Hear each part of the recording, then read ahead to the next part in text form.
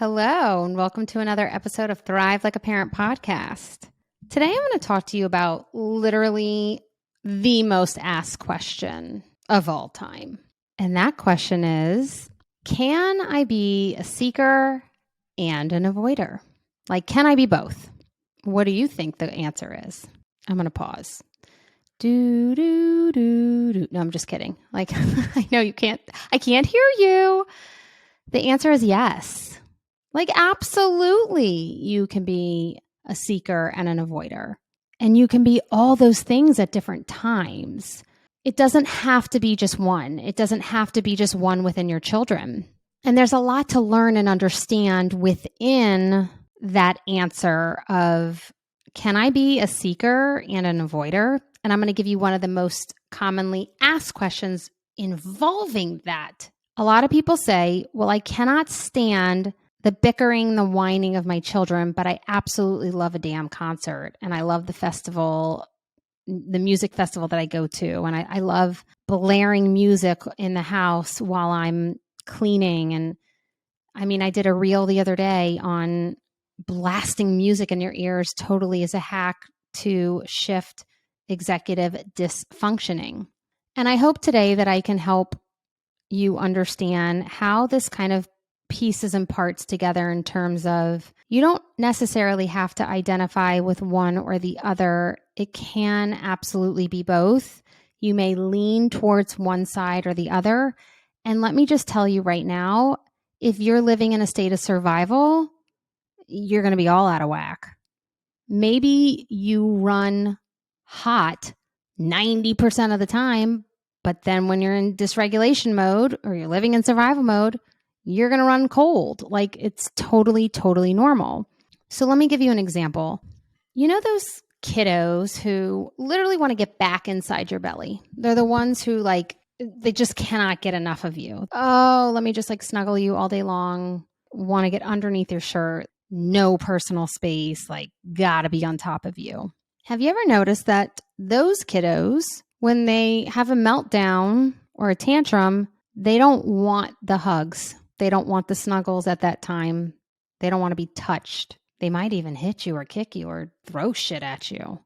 It's like the complete opposite. So a child wanting to have that deep pressure input into their body, the snuggling, the touching, the constant on top of you-ness, that's a seeking behavior. They're trying to regulate their nervous system through craving input into their body. That's seeking. So then it's like, I don't understand. My child is a seeker.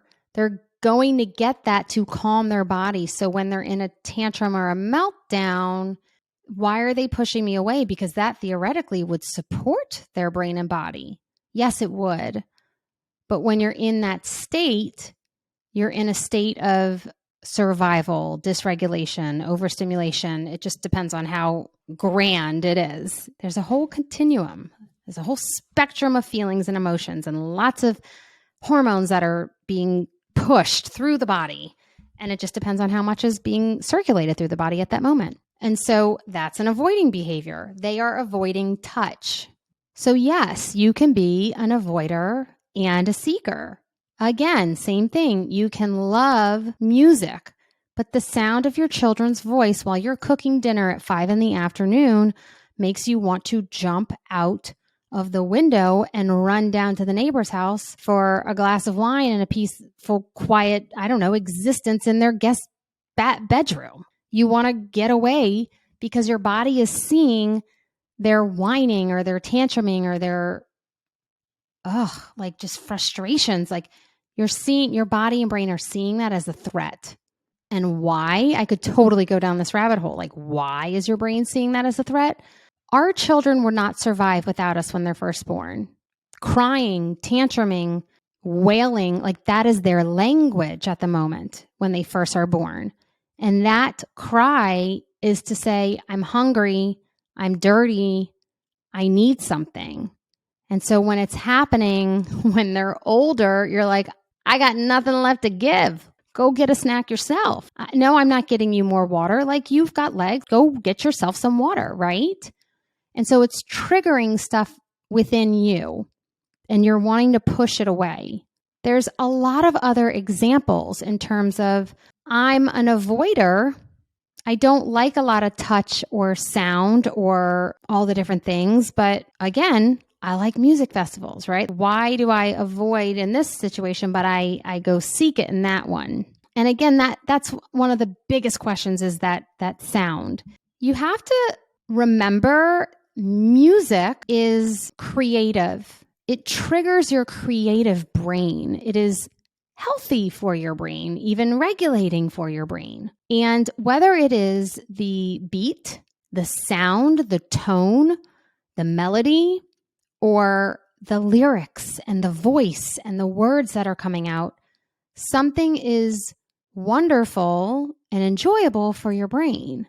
And so you can love music, but the sound of your kids whining drives you up the wall. Totally, totally understandable. Is it reasonable? Mm-hmm. Is it sustainable? Nope. And that's why we do this work, to support our own brains to get out of survival mode within those moments. Now, let's go back to the example of when your kiddos love and seek touch and all the different things, but yet they're melting down and they're pushing you away. If you have heard my reel that the number one way to get your brain back online is through physical touch, then you would know, okay, so that is something good to do. Yes, but it's all about timing. It's all about timing. If they're completely in shutdown mode and their brain is offline, they're not making eye contact, don't go give them a hug. Don't touch them. Think about it. When you're like rage cleaning, do you want someone to come up and touch you and be like, oh, sugar, you want to hit it in the bedroom? You're like, don't touch me. Something's going on. I'm rage cleaning right now. Let's say all the other times in your life, sure, we go head to the bedroom. Like, I love me some affection. It is okay to feel the waves of regulation and dysregulation and avoiding and seeking, and like it is okay. So I 1000% was a freaking hot mess before I did any of this work on myself. I didn't know what was up or down. Like, I didn't know my own brain and body, just like many of my own clients don't. I would say all of them don't, because that's why they come to me. But I cannot tell you how much my life has changed. And you can shift the fluency within your brain of, I'm snapping at my kids, I'm avoiding in that moment, I don't want to be snapping at them when I want to get away from the sound. Like, you can shift and create more regulation on a consistent basis within your brain so you don't feel their whining and crying as a threat. And it takes work, but the first place to start is the recognition and awareness and knowledge within all of this information of, when am I seeking? When am I avoiding? When am I feeling highly, highly sensitive to the stimuli around me? When do I see low registration coming into play? Those 4 things are so important to understand. Am I tripping over boxes and missing and not registering the world around me? Like, what is coming up for me? And the ability to train your brain into understanding how to support it in that moment of, how do I feel? Where do I feel at my body? What do I need? How do I go get it? Is beyond life-changing. I can't tell you how many clients, their life just shifts in so many ways, and it did mine. I've told you over and over that I'm a seeker, and the work of my life is to learn how to step on the brake. But what happens with seekers is we're so over-functioning and we're in a heightened state because we're not listening in to the connection between our brain and our body to then support it, that we're just abandoning our brain and body, and there's no mental health there. And in terms of health, like meaning functioning well, we're just going at it. Yeah. We're just bouncing from thing to thing and getting the to-do list done. And we're going at it. We're crashing and burning at night, and we just are burning the candle at both ends. And I have to tell you, like, every piece of my life has shifted and changed. And I recognize when I'm avoiding. I recognize when I'm seeking. I recognize what I need. Because of that recognition and the shifting within my brain, I've been able to, I don't seek as much. I don't avoid as much. I don't crave the amount of input that I used to need, and my brain and body thought. Like, my brain thought I needed a certain amount of input. And so that would cause the behavior within my life of how I functioned. To understand that it's okay to be both and it can show up at different times is know yourself and to trust yourself and to be like, okay, that's what just showed up for me in this one particular moment. That doesn't mean that's all of me. That's who I am for good. That's I'm broken. I'm this, I'm that. It just simply means that's where you're at for today or the moment or the week or the month. And it's okay to be there. Like it's more than okay. What we ultimately want is to find a balance between seeking and avoiding. What we want is to ultimately find a balance within regulation and get out of survival mode, which we should not be living in for the totality of our lives. We should be supporting our nervous system on a daily basis, on a regular basis. I meet with clients all over the world all day long, whether it's in a group setting or a one-on-one setting, not to mention recording podcasts or recording reels or doing business meetings. And I'm on a lot.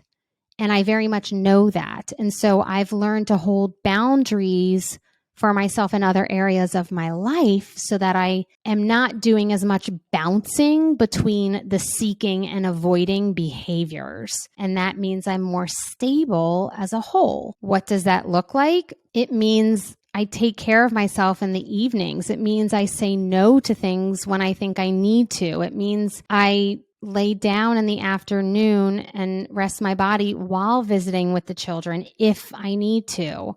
And I have to tell you, starting to learn how to throttle between that seeking and avoiding behavior, sometimes there's a grief or mourning process with that because we're teaching our brain to function a different way.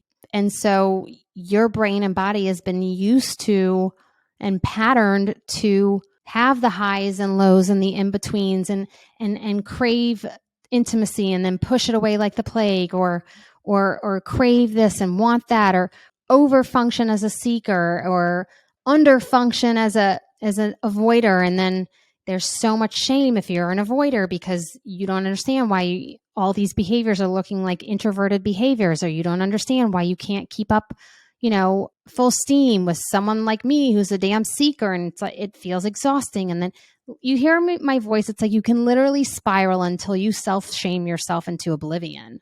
You can literally find any and everything wrong with the patterns of your own damn brain. And like, that's not okay. More and more and more, I am starting to find humans who have told me, especially around my age, who have told me that they were diagnosed with this and this and that growing up. And it's to tame these behaviors that we don't necessarily or didn't back then understand. But if you understand them and you begin to stop shaming them and then you start supporting them, hello, that's the good stuff. That's the real good stuff. The other great example I can give you of seeking versus avoiding is your kiddo loves to eat. They love to snack. They're seeking. They're seeking through moving their jaw. They're constantly. And maybe even you, there's some quote emotional eating going on. You're eating a bag of chips at night, watching the TV, zoning out, all the different things. You're craving input into your body. Maybe even your brain has started to function in more of a seeker state because of all the stimuli to your brain with TVs and phones and scrolling. And there's so many reasons why you can be in a seeker state, whether it's your baseline. I know for me, it's my baseline, but it can be because it's your baseline or because you're living in a heightened, like I said earlier, a heightened state of survival. And so with that, again, if you're living in a heightened state, if that's the reason why, you might be avoiding things bigger because you're crashing and burning much bigger. So maybe your kiddo is chewing on their shirt and chewing on their hand or begging for snacks all day long. That's a seeking behavior.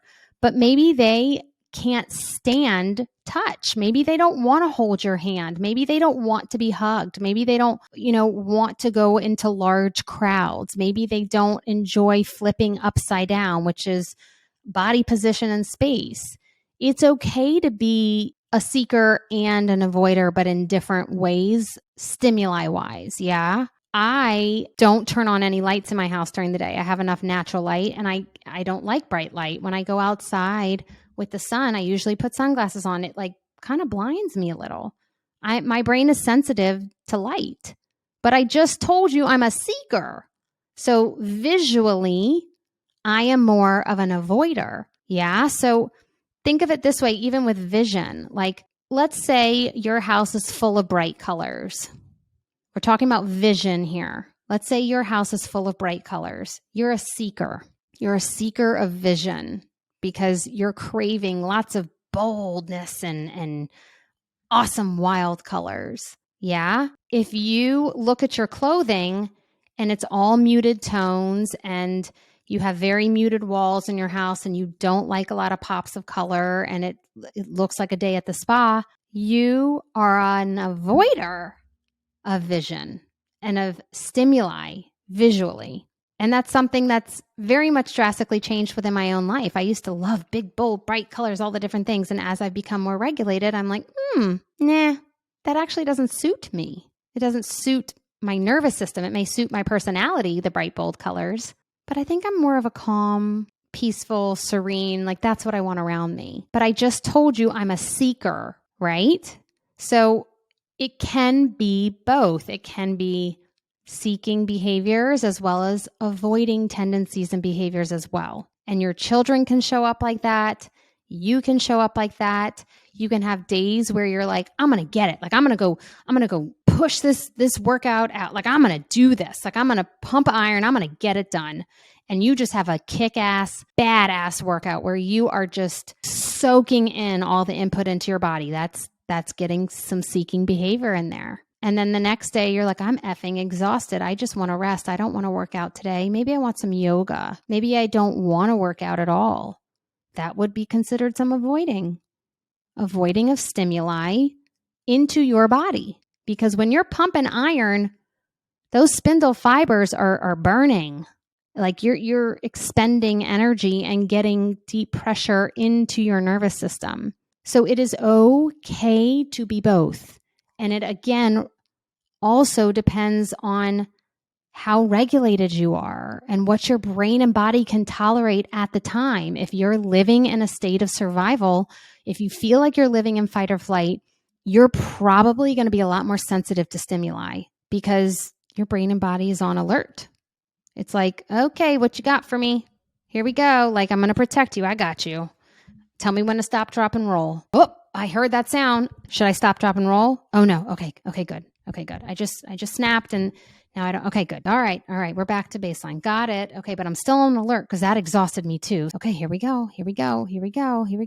And then you lose it, right? Before bedtime or something like that. Yeah. The place to start, like I've said, is awareness. Hands down awareness. If you can start collecting data of how am I showing up in this moment? How am I showing up in this moment? How does this feel? How does this feel? How does this feel? How does this feel? And then connecting it to your body of like, where do I feel it in my body? As a seeker, my brain can be telling me, go do the thing. Go.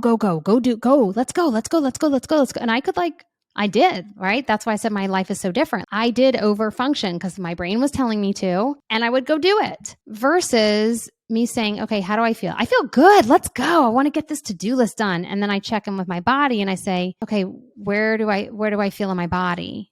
And then I'm like, oh shit, my body's exhausted. That's the difference between a seeker and an avoider in general. Like I want this, but like, oh, I want that. Ooh, there's a conflict there. And that's where people ask me this question so much. What's the answer? Can I be, but I'm feeling this, but I have that, but I did.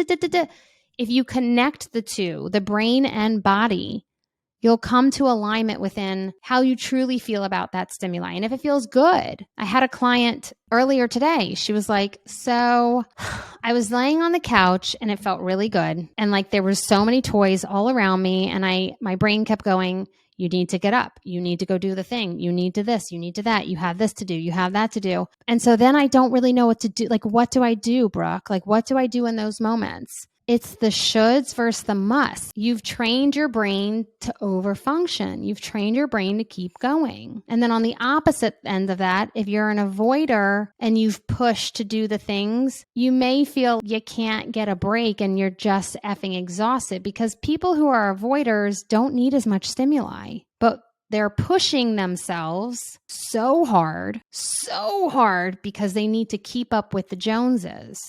They need to keep up with society. They need to keep up with the immediacy culture of life. And so understanding it's okay to take care of my brain and body will allow you to come to more of an aligned middle ground between that seeking and avoiding behavior, to become more aware of when it's showing up for you and how you can support yourself in everyday moments and what it should or can look like for you when you're not quite sure where to turn or how to function or what to do next. Like you're not quite, okay, great, I've got this, but like, what do I do? Yeah. The information that I've given you today may feel confusing. It may feel, I've had a lot of aha moments. It may feel like, but wait, now that led to so many more questions. Like, I don't understand. Like, but what about this? And what about that? Everything is right inside of you.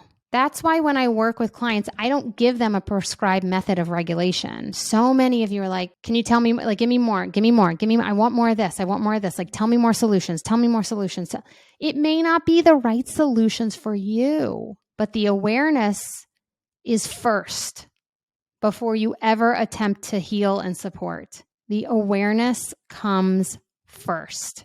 And if you don't know where to start, I got to tell you, regulating your nervous system is not for the faint of heart. It's not the easiest. It takes time and awareness, and you may need to listen to this podcast and a few others, again and again and again. But that's why I do Thrive Like a Mother. I promise you, men, it's coming. Thrive Like a Father is coming. Thrive Like a Human is coming. I promise. The next Thrive Like a Mother is in September. And so if that's something you've been contemplating or thinking about, you've got more than enough time to think about it. You've got the whole summer to kind of think this through and be like, is this right for me? But if you want help, if you want support, even if you want one-on-one, or if you want to work with one of my other coaches, this work is available to you if you want it. And it is hard to sift through the forest, through the trees. I need you to help me understand my own brain. Like, it's okay to need that support.